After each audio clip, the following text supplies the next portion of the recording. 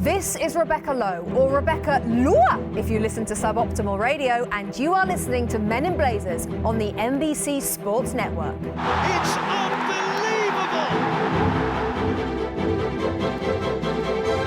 Welcome to a Men in Blazers pod special. When I look back and review the footballing year, one story looms out over all the others. The US women's national team marched to glory at the 2015 World Cup. A journey which began slowly in the group stage, but then picked up pace and became an unstoppable display of elite athleticism and national joy.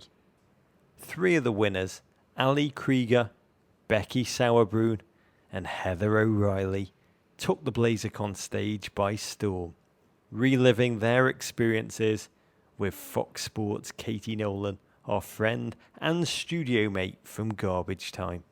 Together, they talked about their summer of wonder and the future of the women's game in this country. Here's their conversation in its entirety. To glory. There you go. This week, you and I were interviewed by an English soccer writer, and he told us he can't understand how we root for the US international teams. Does anybody here root for the US international teams?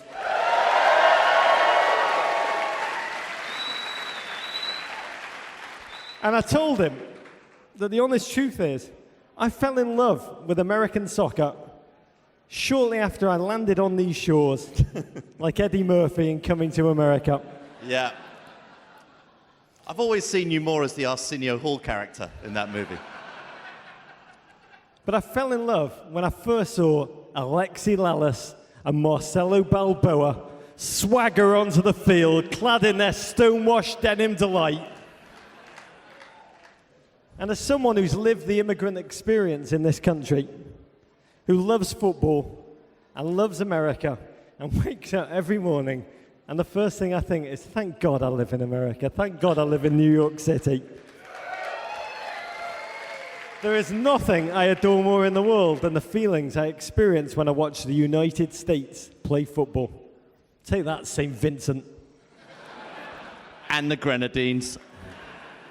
And I've never felt them, to be honest, more than this summer, when we watched with the giddy nation as the US women's national team beat all comers and took the women's game to new, dizzying heights in this country.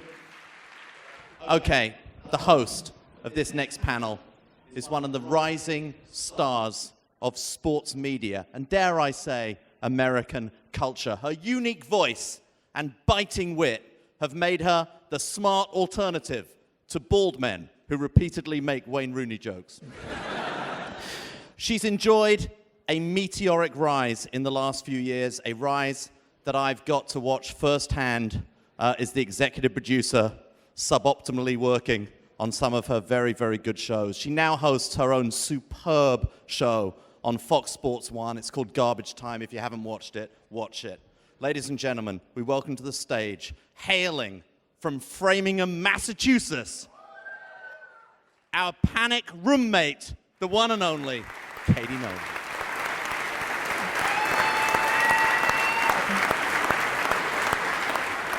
All right, keep clapping. Welcome to the stage. We've got Heather O'Reilly, Becky Sauerbrunn, and Ali Krieger.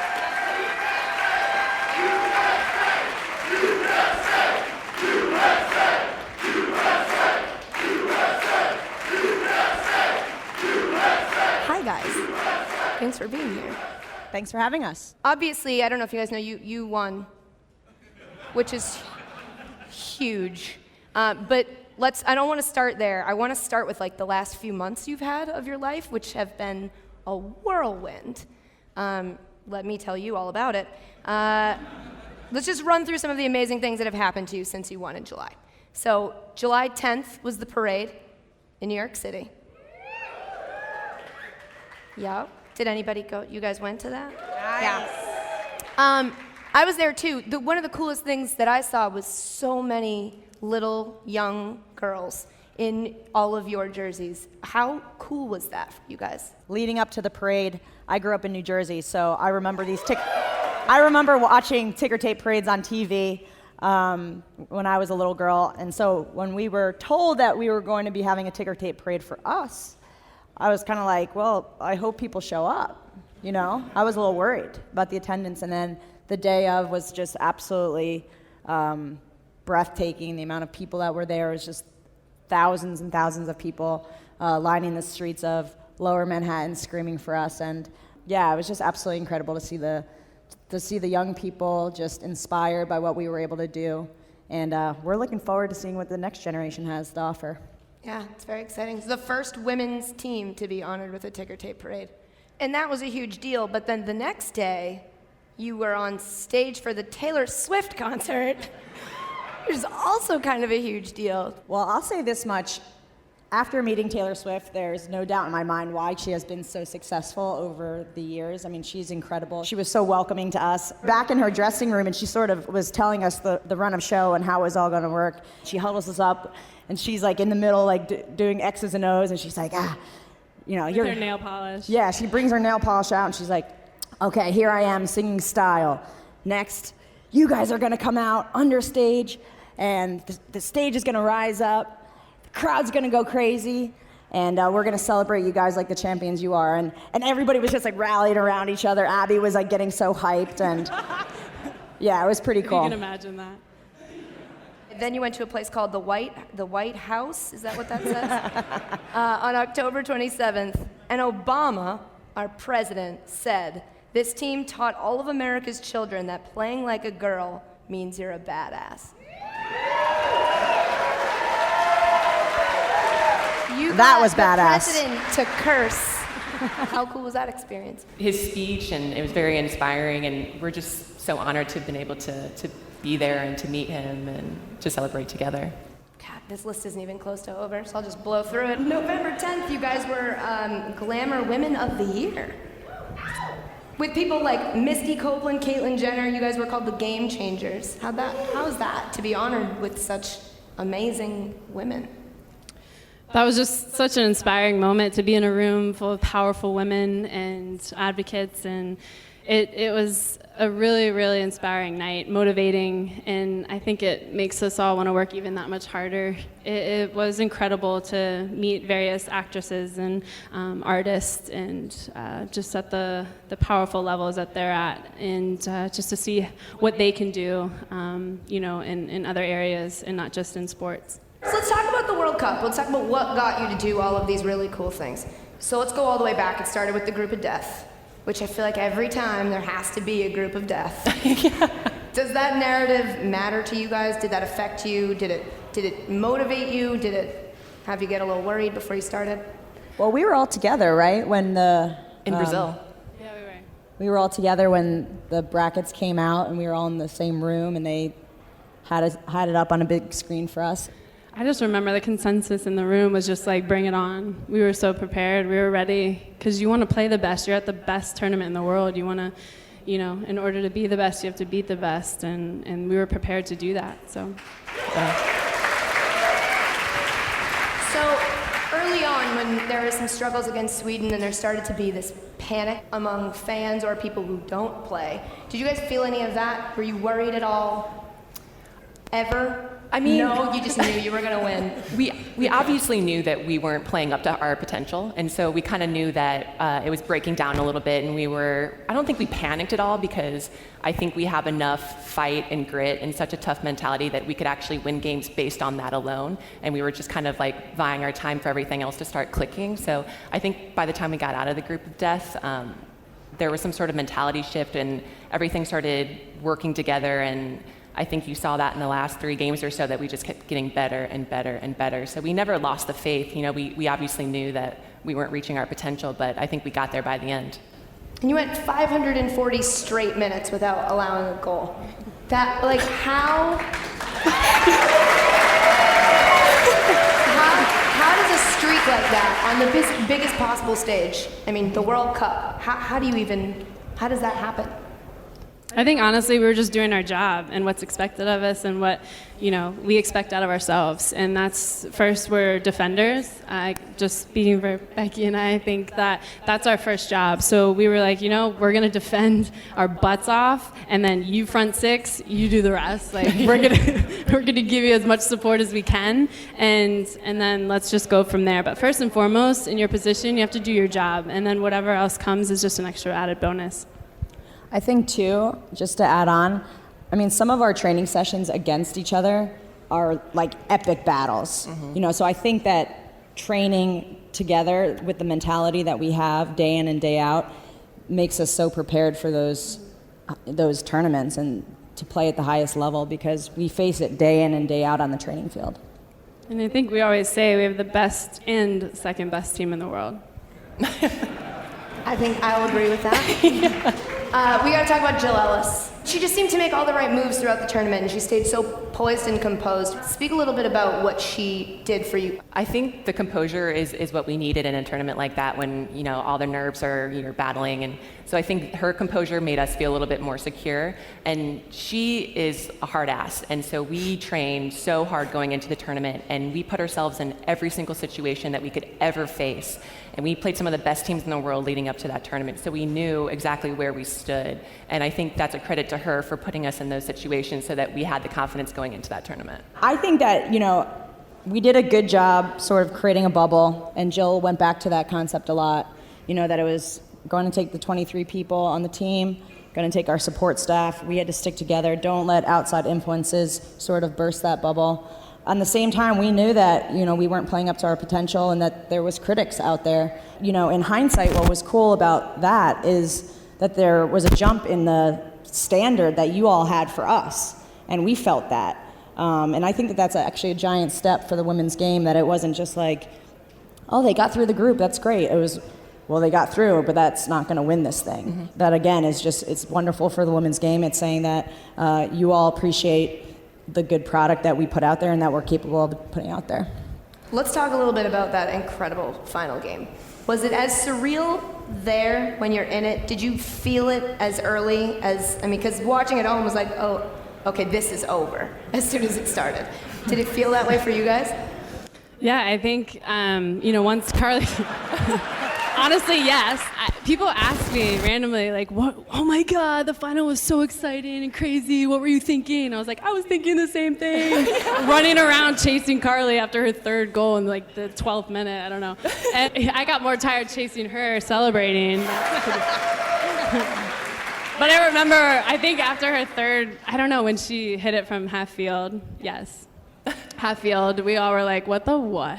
Like, this is nuts. Like, but that's definitely going in. We couldn't believe it, but we were just like, let's keep crushing and keep playing and not, let's not let them score and let's just keep at it. It was almost like a home, it felt, I don't know, but when I was there, it almost felt like home field advantage. It was in Canada, but there was such a huge turnout of American fans. You guys feel that? Every single game felt like a home game, and absolutely, it's like a 12th man out there. Just the energy and the belief that you can feel, it's tangible out there. So I think it made a big difference for us in the tournament. I think just having it in Canada so close, so people could make the trip up there and everything, like friends and family. So many more people were able to come to Canada as opposed to Germany in 2011, and just having that support system there, it was huge. Kale, what's when you look back on it, like the actual World Cup, what are you gonna remember the most? I think it would be in Vancouver when I finally sort of caught eyes with my family and husband in the stands. I had like tears streaming down my face. I was just so happy. And those were the people that have been there through the crazy journey that we all experience. It's tough sometimes, but there's these highs and these lows, and your family sort of gets you through those. And to just experience it with them and have them be there and sort of catch eyes after, winning that gold, I think that's sort of what I'll remember that moment for a long time. What about you, Becky? I think my favorite moment was probably Germany's least favorite moment, because when they missed that PK, I had never felt such certainty that we were going to win. I had no doubt in my mind after that we were going to win the entire thing. So just feeling that, because I usually don't feel that certain about anything, but that moment I was like, it's done, we got it. One of my favorite things about this team is that it seems like you guys are genuinely really all good friends. Are we projecting that on you, or do you all actually like each other? Good answer, good answer. Yeah, they're okay. No, we're the gals. We are, As you yeah. guys saw, we kind of organically started calling ourselves the gals. And I think, we spent a lot of time together. Years together. So of course you get to know inside and out the group. I think that we are very close. I think that we've seen each other in these highs and lows. We've seen each other on the field and off the field successes. Some of us have gone to each other's weddings and have been part of these incredible milestones in each other's lives. So we're a very tight-knit group. Tell me, Becky, about the Nerd Squad. Well, we're...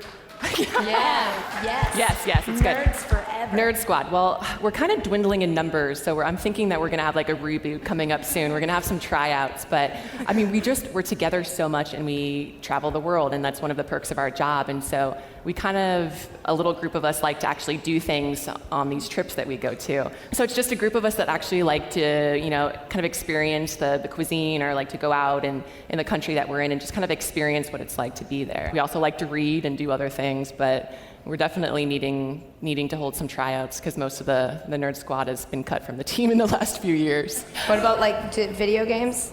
Does Nerd Squad actually nerd out? Oh, absolutely. Yeah. Tobin Tobin and I does. play Assassin's Creed. Okay. Tobin and Kling. I think Kling. Yeah. Becky is very sophisticated. Becky reads a lot. I mean, I think ratio of books that Becky reads to mine is like 10 to 1. She just crushes literature. What are you reading right now? Ready Player One, Ernest Cline. Wow. You sort of just did this on your own, but can you all tell everyone something about each other that they probably don't know? Oh, God. I got one for Ali. She really likes to watch Forensic Files on HLN before bed.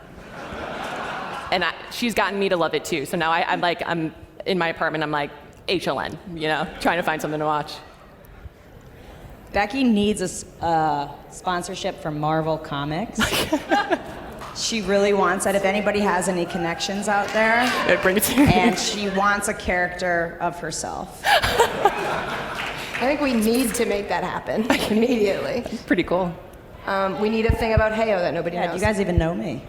She literally has selective hearing, so I will talk to her for 2 minutes, and she'll kind of be just scrolling on her phone, and I know she's not paying attention to what I'm saying, so I'll start saying random things like, I think my ear's falling off, something random like that, and she literally won't talk to me for 30 seconds, and then she'll be like, what did you say?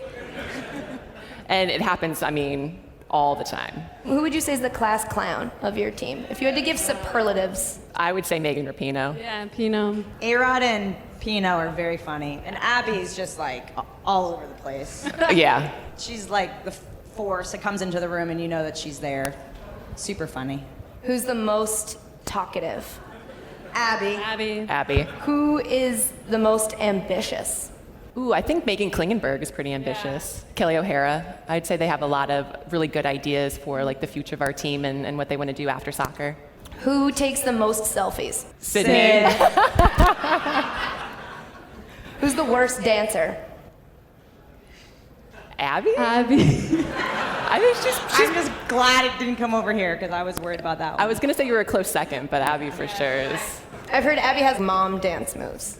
That's putting it nicely. Yeah, that it's is not nice. even.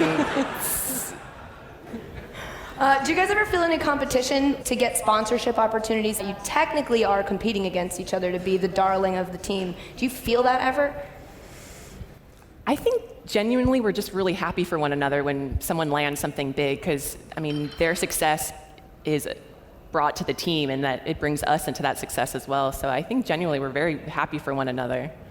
I think, too, we sort of respect each other's uniqueness and appreciate what everybody brings on the field gifts and off the field gifts. So I think that it's cool that we can, reach different industries of sponsorship, and people can sort of cling on to different players that they feel like they relate to the most. And I think that's cool. I think that people have gravitated towards different personalities, and we're proud of that. What about the men's national team? Are you guys friends with them?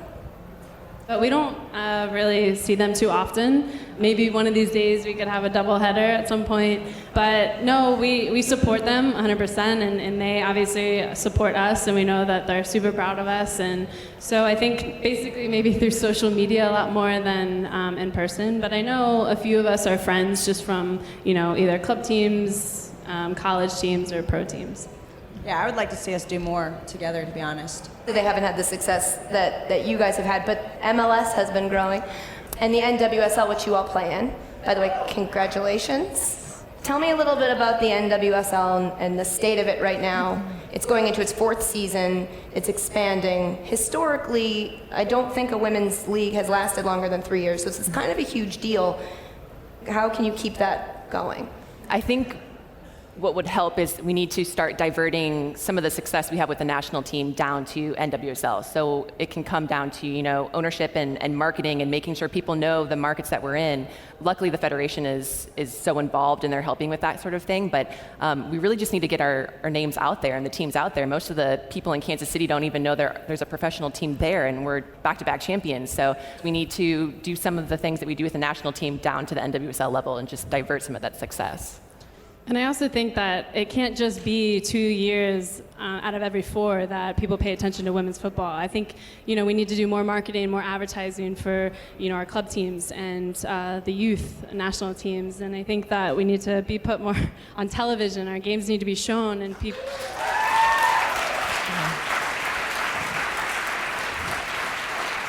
And I think that's why we use social media as a big platform for us to continue, in the 2 off years that we have outside of the World Cup and the Olympics, because we want women's football to stay and growing in a positive direction. And I think that is super important that, people and sponsors have to realize to keep the game growing for us. And to be honest, I think that a successful domestic league is absolutely crucial for the success of the women's national team. The leagues in Sweden and France and Germany are, long-standing, are supported well, and it's showing with the development of their national team. And I think that there's very talented younger players coming through our club environment that need to play these games week in and week out, and that's only going to help the national team. So I think it's absolutely crucial. I think it's a great sign that it's entering year 4. Never been done before, so this is a good step. Hopefully it will be around for years to come, and we'll see the steady success and growth that the MLS has seen. Entering into year 4 and expanding to 10 teams, correct? Yes. So growing, and that's fantastic. And obviously your World Cup success helped out when you guys came back. Over 40% of NWSL games sold out. So how do you guys think you, as players, is there anything you can do to help keep those new fans and also cultivate new ones? I think once again, like social media, we're trying to use that platform as much as we can because that's really important for us since we don't have a lot of our games on TV. But like we said, a lot of our success with the domestic league here is, because of our national team, and that brings a lot of attention. And we need to hopefully in the future years to have a season 10 months out of the year instead of just 6 or 7. And I think that the viewership of the World Cup just proved that if it's on and good times and a channel that everybody has, people like women's soccer. And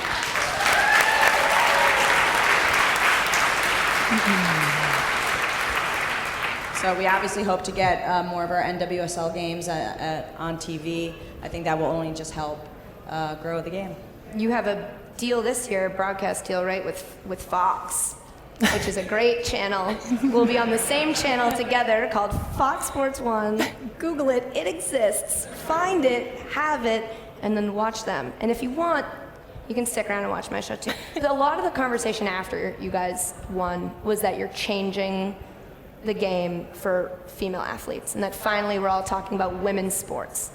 Do you feel that? Do you feel pressure to have that platform?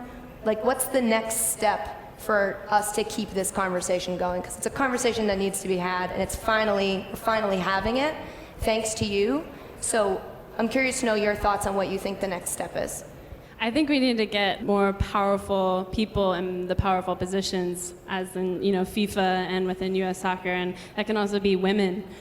We need powerful women in those positions or people who believe in women's football is going to take women's football to the next step and next stage and continue to grow in a positive, healthy direction. And I think that's important for this beautiful game to grow. I mean, it's a responsibility that we want, and it's I think what will help with women's success in sports is to inspire the next generation. And so, we started a She Believes campaign with the national team that was all about belief, self-belief, belief in one another. And so it doesn't even have to be about sports. It can be, if you want to go into medicine or something like that, just the power of believing in oneself and having a community of women that believe in you. And so I think to continue the success, we have to keep inspiring the next generation. Moya Dodd is a very important name for us right now. She's one of the few females on the executive committee at FIFA, and she's heading up a task force for women's football. She's recently submitted a proposal, I guess, to get 20% of the executive committee to be females. And I feel like that seems to be an achievable goal. And I do think that she had a brilliant quote. I thought that FIFA needs to lead society, not lag behind society in gender balance in leadership positions. So we love that she's fighting for us, and hopefully it continues. After soccer, is that a thing you guys would ever consider doing?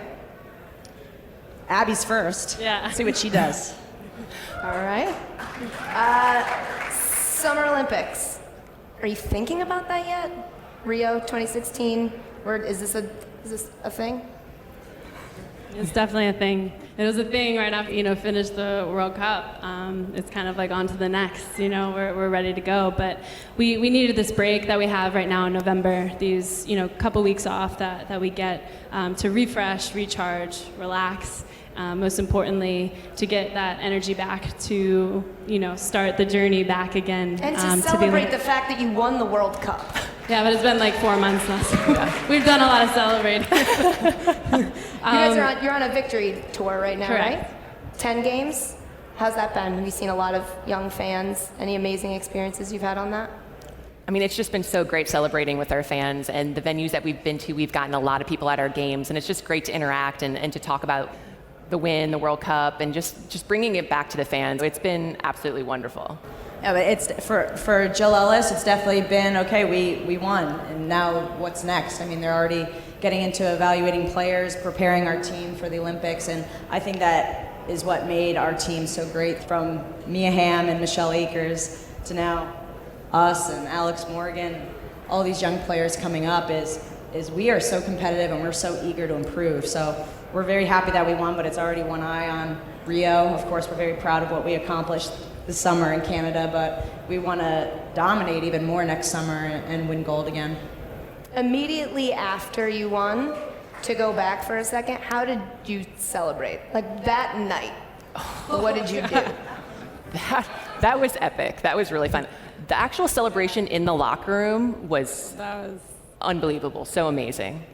I think we were late to our party because of it. So we were late to our own party because of it. But those are special times, I mean, for the team amazing. to just have our goggles on and champagne flying everywhere. And yeah, like Ali said, I don't think that we wanted to leave. All our family and friends were like, where are you guys? But we were having such a special moment. Did you drink any of it, or did we just shower in it?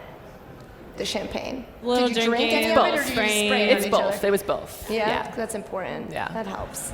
So then you had a party with your family and friends afterwards? You don't want to say any details about any of that? Who got the drunkest? Klingenberg. I think she literally she had 2 bottles of tequila that she was taking to every single venue just in case we won the entire thing. And I think she might have had a whole bottle by herself that night.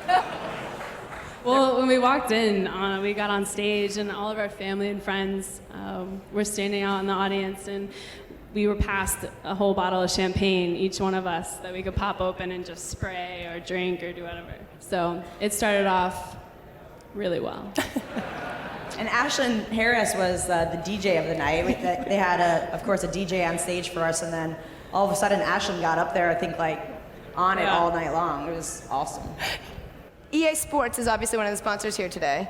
FIFA, you guys are in the game, which is amazing. I wish I could score as many goals as I do on FIFA in the real game, in real life. Yeah, we're proud. I mean, Yeah. that is awesome, to be honest. That is like a childhood dream to like be in a video game. It's very cool.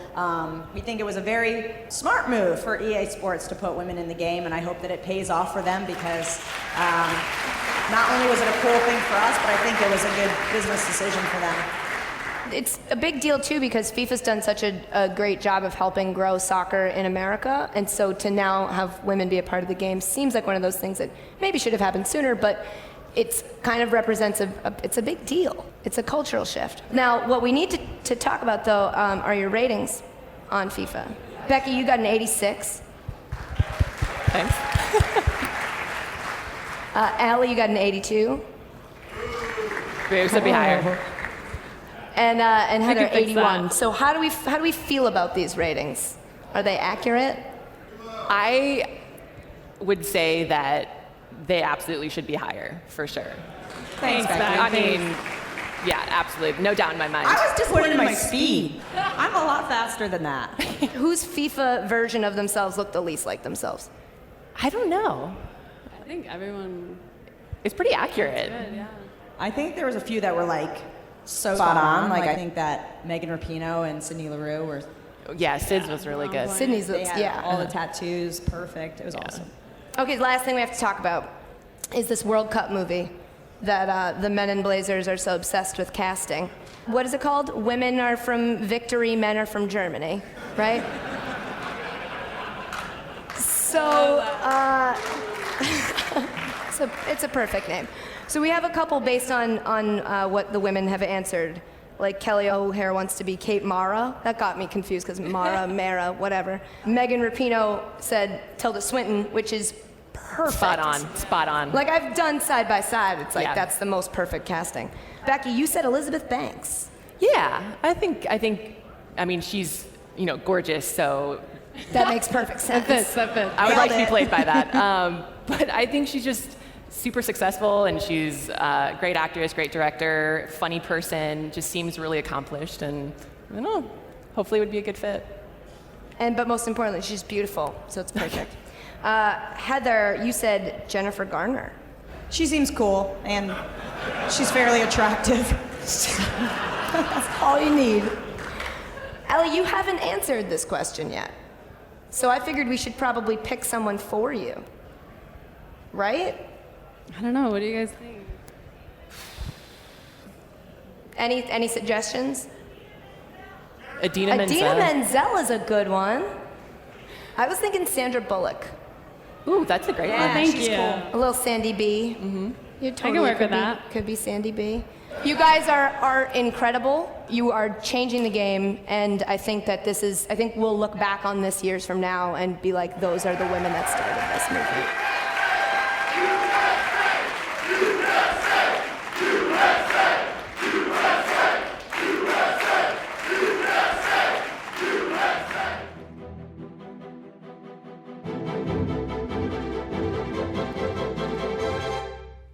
What a trio, and what a year 2015 was for them.